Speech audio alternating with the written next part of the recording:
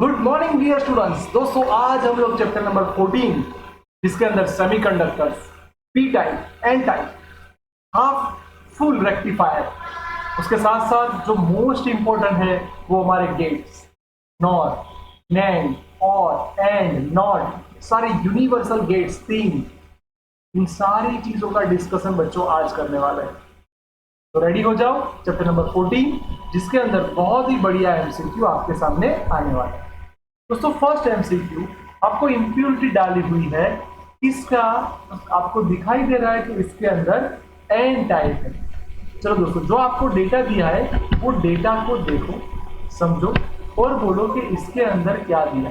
First N type है, अब उसके अंदर कंडक्टिविटी यानी बच्चों सिग्मा आपका है 5 ओम सेंटीमीटर इनवर्स।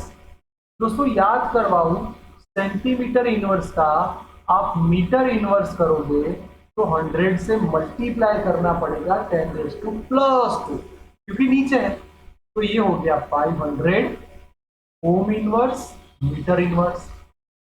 दूसरा, एन टाइप सेमीकंडक्टर की मोबिलिटी यानी म्यू आपको दी है 3900 centimetre square V minus S minus.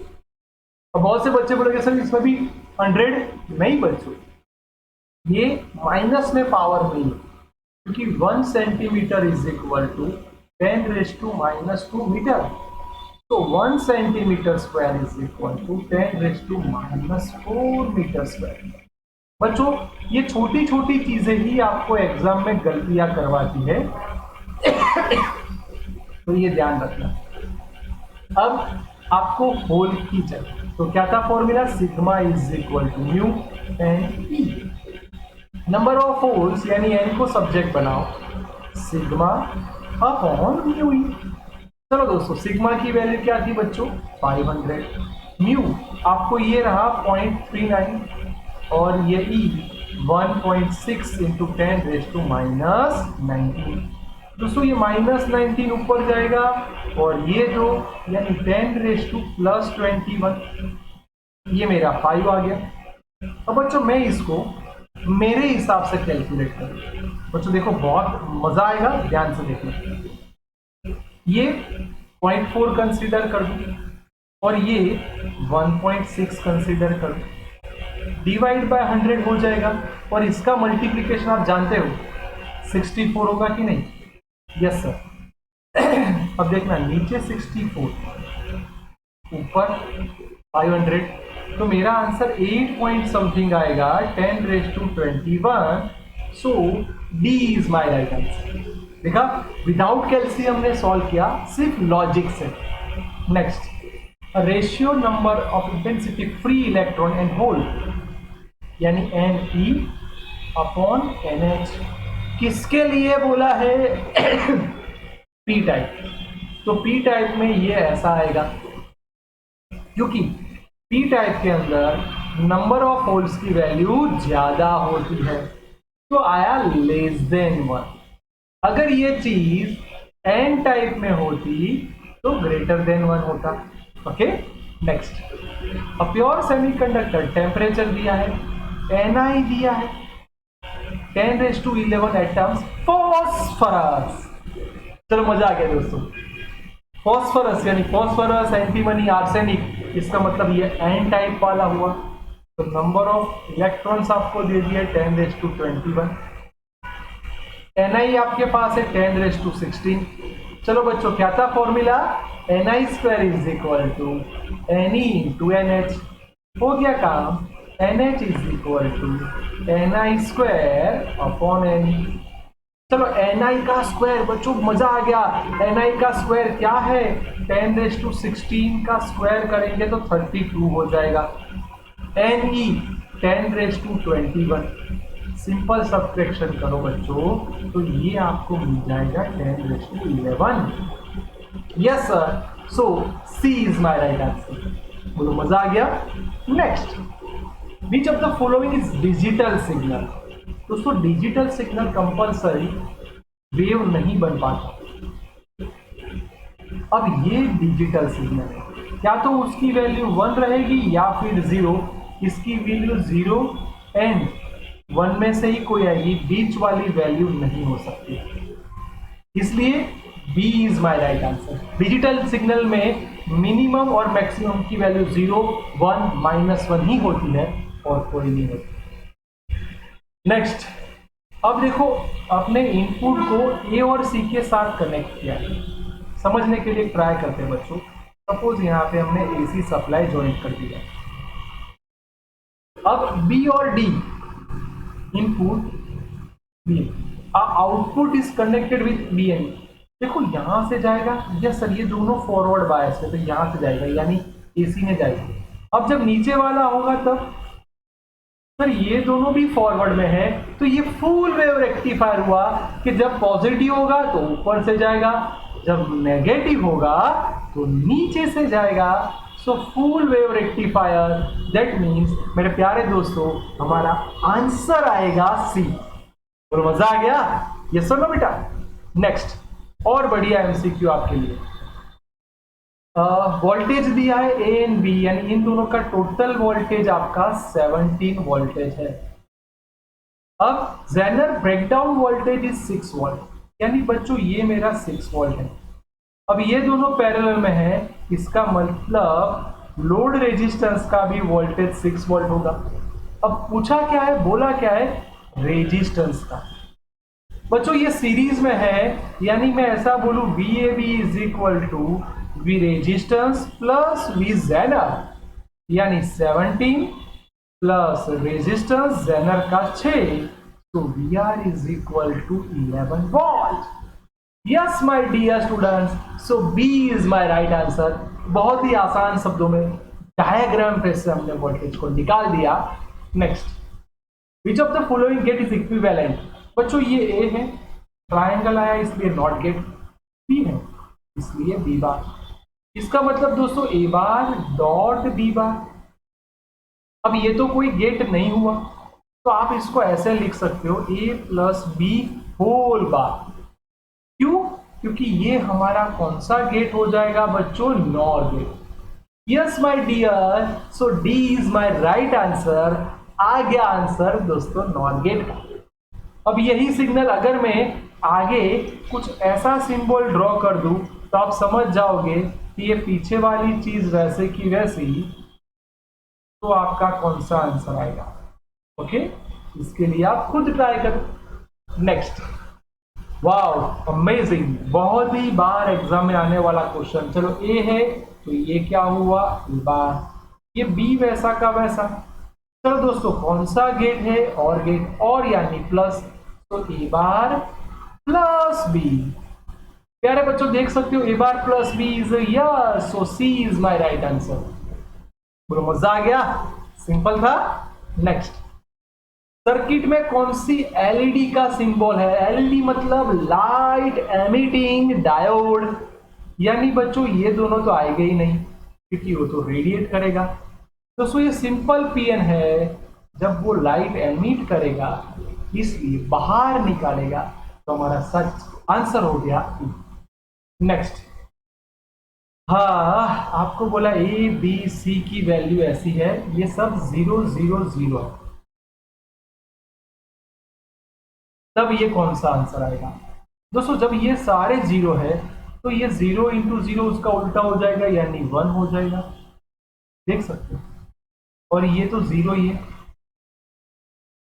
दोस्तों, ये एंड गेट होगा तो अगेन 0 पर 0 का उल्टा हो जाएगा 1, यानी पहले का आंसर 1 आना चाहिए, इसलिए ये दोनों निकल गए। चलो अब दूसरी जो पॉसिबिलिटीज है उसको देखते हैं। चलो दूसरी पॉसिबिलिटी बच्चों हमारी कौन सी है, A and B is equal to 1, यानी इन दोनों की वैल्यू 1 है। चलो 1 1 तो 1 होगा, उसका उल्टा यानी 0 हो जाएगा। अब ये सी की वैल्यू तो 0 ही है तो ये 0 हो रही है।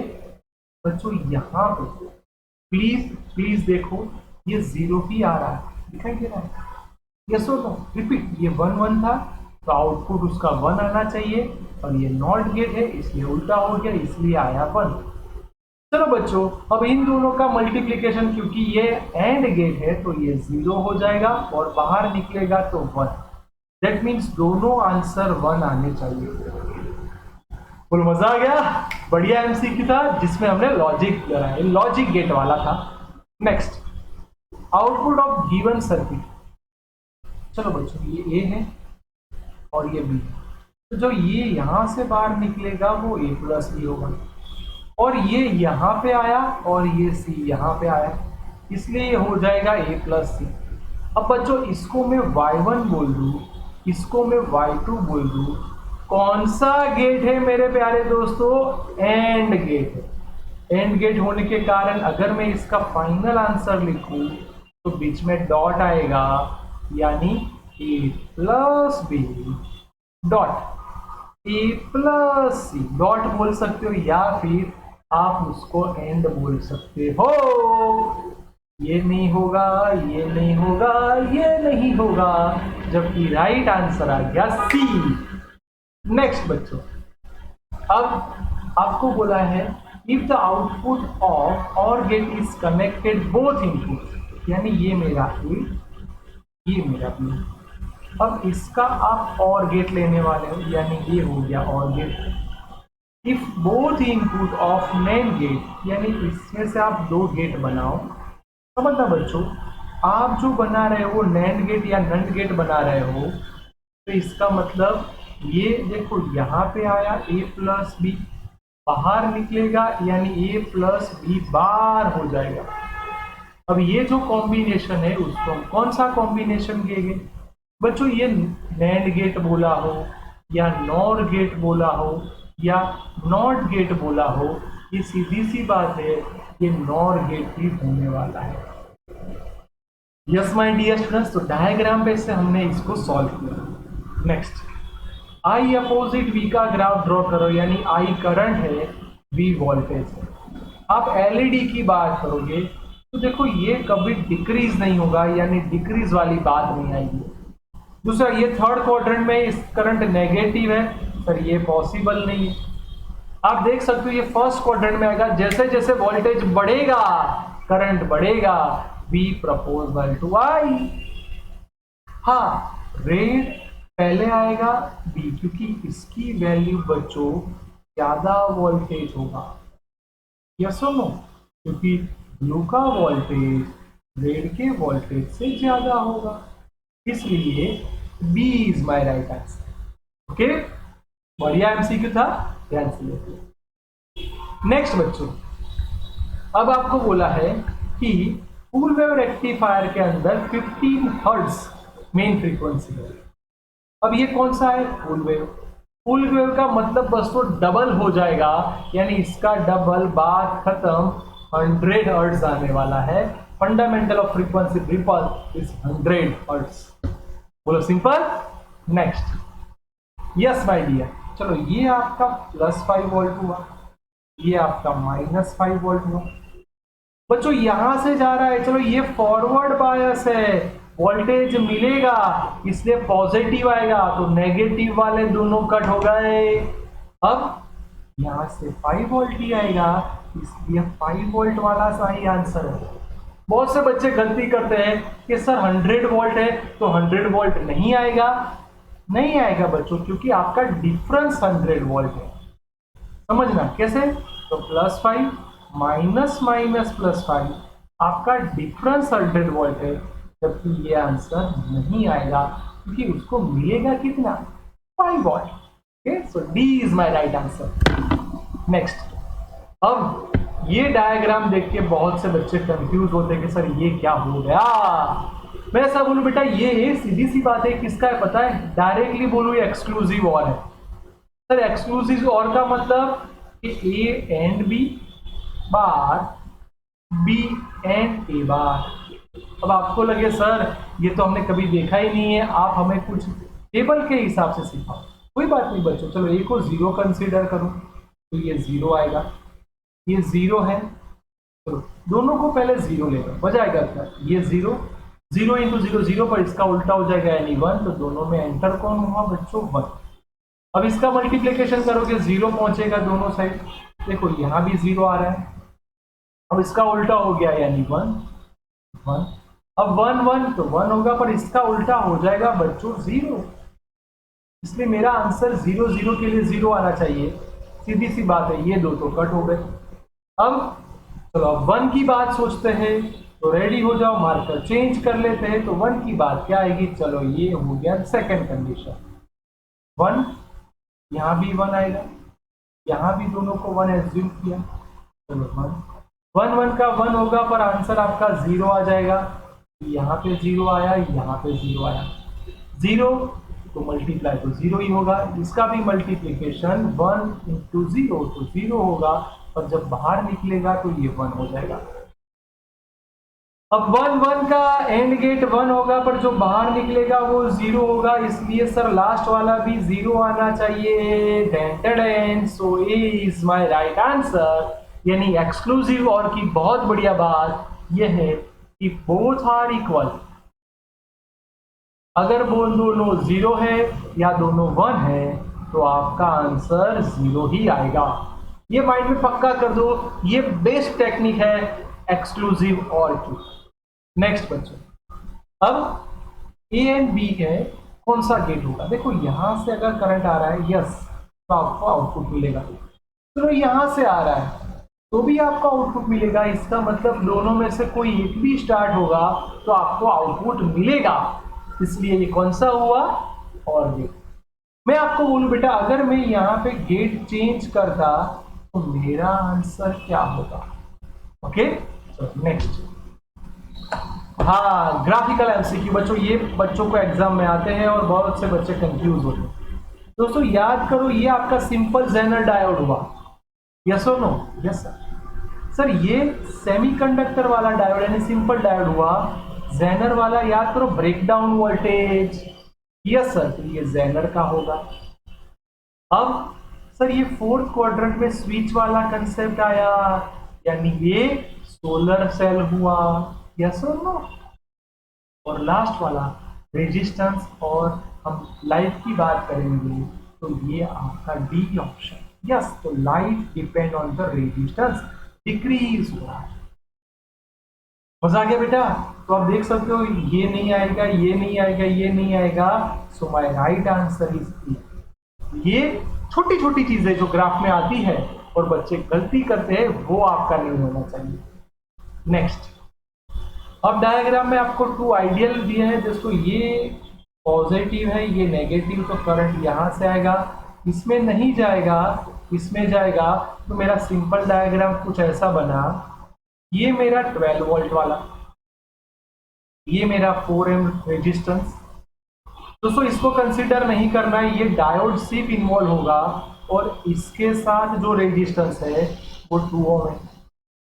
बच्चों ये मेरा पहला डायग्राम बना, चलो देख सकते हो ये 4 and 2। दोस्तों resistance R is equal to 4 + 2। अब इन दोनों को देख के आप समझ गए होंगे कि सर इसका आंसर आया, टोटल रेजिस्टेंस आया 6 ohm। यस हो ना बेटा? इसका मतलब बेटा टोटल रेजिस्टेंस आपने देख लिया। चलो ओम्स लॉ अगर अप्लाई करते हैं तो क्या था formula? V is equal to IR। हमें क्या ढूंढना है? I is equal to V/R। दोस्तों वोल्टेज हमारा 12 था, रेजिस्टेंस हमारा 6 है, इसलिए हमारा फाइनल आंसर आ गया 2 एम्पियर। मेरे प्यारे बच्चों आप देख सकते हो final answer 2 ampere is done. आपका काम हो गया 2 एम्पियर। नेक्स्ट बच्चों, अब इसमें से रिवर्स बायस कौन सा है? अब रिवर्स बायस के लिए दोस्तों आप अगर ये देखो 0, ये -10, तो ये फॉरवर्ड बायस हुआ, ये सुनो। अब ये भी नहीं आएगा, 5 10, देखो ये बढ़ रहा है, ये सुनो। इसका मतलब बी इज राइट आंसर। आप देख सकते हो बच्चा, ये 0 है, ये 5 है, यानी ये इसका पोटेंशियल पी का वोल्टेज कम होना चाहिए, ये एन का वोल्टेज ज्यादा होना चाहिए। Yes, so B is my right answer. Okay, next, PN junction diode में हम लोग ने एसी सप्लाई को कनेक्ट किया, तो बच्चों ये आपका डायग्राम हो गया एसी सप्लाई वाला। तो जब ये पॉजिटिव होगा तो यहां से करंट आएगा, इसलिए ये फॉरवर्ड बायस में है तो करंट मिलेगा, ये नहीं आएगा। हाँ सर, ऐसा वेव बना। जब एसी सप्लाई कनेक्ट करते हो तो हाफ टाइम के बाद करंट उससे उल्टा होने वाला। तो जब ये रिवर्स आएगा तब आपको करंट नहीं मिलेगा, इसलिए बच्चों सी राइट आंसर होगा। याद रखना ये नहीं होगा क्योंकि आपको करंट नहीं मिलेगा, स्ट्रेट लाइन आएगी, रिवर्स बायस में करंट नहीं मिलता। अगेन फॉरवर्ड बायस तो मिलेगा, रिवर्स बायस तो नहीं मिलेगा। तो C is my right answer. Next. वाह बच्चों ये मस्त मस्त एमसीक्यू है। चलो आप डायग्राम देखो बेटा, ये नॉट गेट है इसलिए यहां पे आया ए बार, बी इसलिए बी बार। अब दोनों एंटर हो रहे हैं यानी ए बार प्लस बी बार का होल बार, यानी ए बार प्लस बी बार का होल बार, यानी बच्चों ए एंड बी पूरा है। ये एंड बी यानी दोनों का, देखो इसको मैं लिखूं 0, सॉरी ऊपर वाला यानी 1, नीचे यानी 0, यानी मेरे को क्या करना पड़ेगा, पहले ये डिफाइन करना पड़ेगा। एज वेल एज बच्चों मैं बी का भी देता हूं, तो बी का ये 1 है, ये 0 है, 1 है 0 है, 1 है 0 है, 1 है। बच्चों ये एंड गेट है तो आप सोचो कि आउटपुट क्या आएगा, 1 0। एंड यानी दोनों 1 तो ही 1, अदरवाइज 0 0 0 1 0 0। यानी देखो पहला 1 होना चाहिए इसलिए ये कट। अब इन तीनों की बात करेंगे तो 0 3 टाइम्स 0, सर ये नहीं आएगा, ये नहीं आएगा। यस देख लो बच्चों ये हो गया set. So A is my right answer. देखा पूरा पूरा का पूरा लॉजिक से काम हो रहा है, लॉजिक गेट का काम कर रहे हैं तो परफेक्शन आना ही चाहिए। जेनर डायोड वो सब्लिमेशन के लिए यूज होता है, रेगुलेटर के लिए होता है, और किसी के लिए एम्पलीफायर रेक्टिफिकेशन नहीं होता। नेक्स्ट। ऐसे ही दोस्तों मैं आपके लिए बहुत बढ़िया एमसीक्यू लेके आऊंगा। हम लोग और भी एमसीक्यूज को डिस्कस करेंगे, सॉल्व करेंगे। आप ध्यान से देख लो और एक बार पक्का कर लो मेरे दोस्तों।